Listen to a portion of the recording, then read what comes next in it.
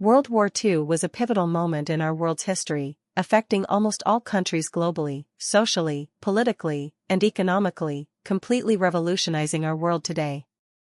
World War II can be characterized as an effect of a buildup of social and economic tensions, resulting in the horrific war that we all know today. Though fortunately, the Allies won, we can only wonder what could have happened if the Axis powers won World War II, and how such a drastic event would impact our daily lives today.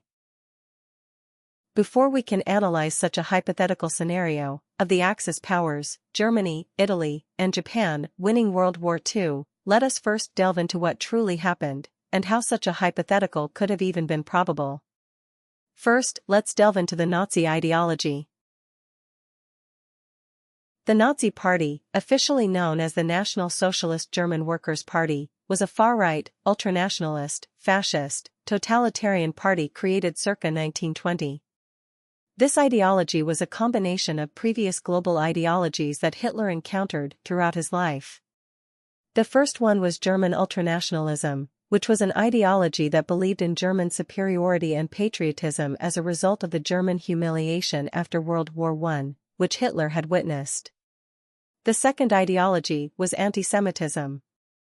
Figures such as Houston Stewart Chamberlain and Karl Lueger, the mayor of Vienna known for his anti-Semitic policies, significantly influenced Hitler's anti-Semitic views which he expressed in his later Jewish extermination policies, in an effort to completely eradicate the Jewish race. The final ideology influencing the Nazi ideology was social Darwinism and the Aryan race theory, where Hitler believed that the Germans were a superior Aryan race, which was a race formed as a result of the drastic social population and cultural movement pre-20th century, and that this Aryan race had a social superiority over other lower classes. This kind of ideology led to the Nazis following a strict social hierarchy as they expanded later on. The Nazi Party initially gained traction amongst the lower and middle-class workers, where World War I and the Great Depression had the most devastating impact, resulting in a surge in unemployment and a decline in the overall standard of living within such communities. Similar to Hitler, most people within these communities also blamed their conditions as a result of the previous World War humiliation and Jews stealing their occupations. Additionally, Hitler manipulated the members within such lower and middle-class communities, promising that his ideology would result in a fairer and less corrupt Germany. Furthermore, due to a large number of the German population being frustrated at the current unstable government, it was fairly easy for Hitler, promising prosperity for the Germans, to promote his Nazi party through propaganda. As shown in the image, this demonstrates one of the many Nazi propaganda during this time, aimed towards the audience of the image being the lower and middle-class workers. The image illustrates a stable nuclear family, which many of the lower-class workers dreamed of having.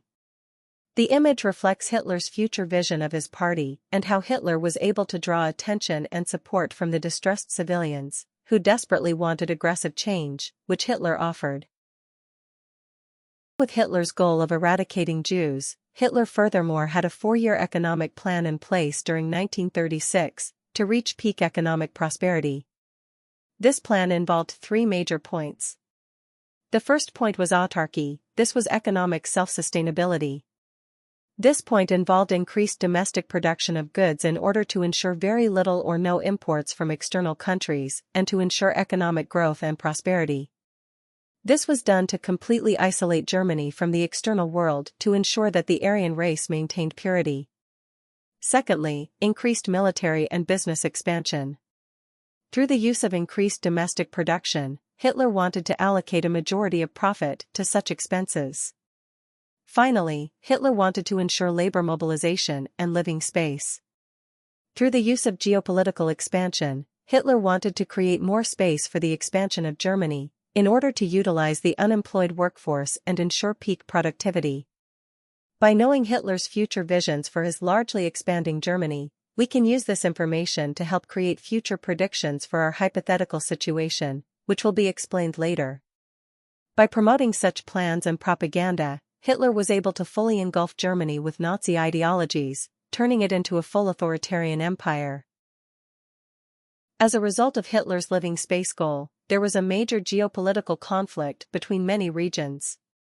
The major geopolitical tension causing the war was Germany's full-scale invasion of Poland. This resulted in an immediate declaration of war, leading to World War II, which we all know of. The German military strategy of the Blitzkrieg, Germany was able to quickly invade Poland within merely a month. This was a chain reaction, leading to Germany continually expanding their territories as they fought and won over and over again, and they pushed back the Allied forces. At this time, the USA had not been involved with the war yet and was still in its isolationist era. Keep this in mind as it will be crucial when we develop our hypothetical situation. Additionally, as Germany increased their living space, they were able to gain complete access to all the resources in that territory. This led to faster production within the German Empire and greater military and economic expansion. Also keep this fact in mind as it will be crucial when we develop our hypothetical situation.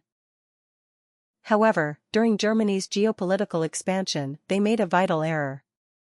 After conquering most of Europe, Germany headed towards Britain to expand in British territory. Due to Britain's tough navy and support from its external colonies such as British India, Britain was able to resist German attacks. Therefore, Germany decided to focus its attention on the Soviet Unions, as Germany believed they would be an easy victory. This proved to be wrong as Germany was met with tough Soviet troops and the unique Soviet strategy of the scorched earth policy, where the USSR intentionally destroyed infrastructure and displaced resources in order to prevent the Germans from expanding. This led to a counterattack from both Russia and Britain, as due to Germany dispersing their forces, Britain could easily retaliate the fewer German forces. This mass retaliation from the east and west led to the Germans' demise. What if, instead of invading the Soviet Union, Germany fully focused their forces on Britain? What would the results then be? Due to Germany's massive military size and faster military growth compared to Britain, Germany would have most likely crushed Britain within the next couple of years by using constant strikes. Furthermore, German attacks would also lead to internal tension within Britain. Though it may seem shocking, there was a growing portion of Britain that had started to grow in favor of Germany due to the economic collapse and economic inequality, specifically the unequal distribution of resources, that the lower class faced as a result of prior Britain's Great Depression and the resource destruction as a result of German attacks. Therefore, Germany would have most likely taken over Britain and the British would have most likely assimilated with the Nazi culture fairly smoothly. Just note, this may affect the British colonies such as British India and Australia in a multitude of different ways due to the fact that it is crucial to also take the local colonies' social and economic factors into play. However, for simplicity purposes, let's assume that after the British takeover, Germany has fully social and political control over the British colonies. After this successful conquest, Germany would most likely head for the Soviets next. Due to Germany being able to gain complete access to all machinery and workforce within Britain, production would grow drastically, and Germany would be able to produce weaponry and technology to expand their military at a significantly faster rate compared to any other time before. This would result in Germany being able to easily invade and take over Russia due to the sheer military power, and the fact the German military was expanding at a faster rate compared to the Soviet power. Furthermore, Stalin was also a very cruel leader, who often put the need for military expansion over the people, often killing a large amount of his citizens and soldiers due to laziness or any slight suspicion of treason. This drastically lowered morale throughout the country. As a result, if Hitler had taken over Russia, the switch between powers would have been fairly smooth and even celebrated by the Russian civilians, as they were also extremely frustrated with the modern cruel government, and desperately wanted a change in power, which Hitler would offer. This is a major continuity between this time period, where major civilian unrest due to an unstable government always leads to an internal or external force causing a change in government, which is always accepted by the civilians.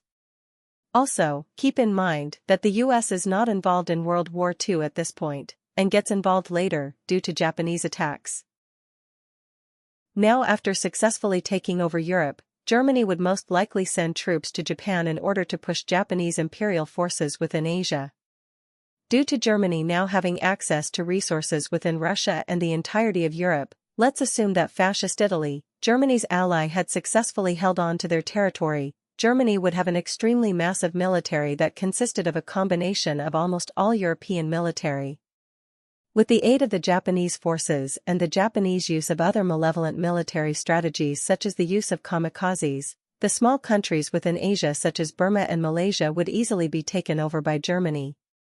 Other countries such as British India would have already been owned by Germany at this point, so there would be a major German internal trade and resource distribution triangle within the Eurasia territory, stretching from Germany to India, and then India to Japan, and finally Japan back to Germany within the Soviet Union. This would result in an even faster military expansion within German Nazi forces. Also note, due to Germany not wanting to attack the USA initially, Germany would have most likely urged Japan to not conduct this Pearl Harbor attack, meaning that the US would most likely still be in its period of isolationism. However, the US would have most likely started to passively build their army, due to its external allies being controlled by Nazi forces. The US would, however, not have an understanding of the scale of the Nazi forces, and underestimate the Nazi power. Now before we move forward, let's analyze how this Nazi-controlled territory would drastically be impacted as a result of the controlling Nazi ideology. We can make this prediction by using Hitler's four-year plan as previously mentioned as a basic guideline for our hypothetical world. Also due to the German labor mobilization plan, as mentioned in his four-year plan, unemployment would rapidly decrease as a result of the Nazi promising employment to anyone who was an Aryan. The job dispersion would however be skewed, as a majority of the jobs would be military-related jobs due to the military surrounding society that the Nazi Empire was. This can be shown in the chart below. Though the chart displays unemployment pre-World War II and early Nazi control within Germany, this trend would have most likely been similar within other Nazi-controlled territories. As a result of the growing workforce, there was a direct increase in German production and economy. This occurred as Germany was able to efficiently produce goods due to the cheap labor that they got from the low-race civilians such as the other Slavics or Jews. This helped Germany expand its military.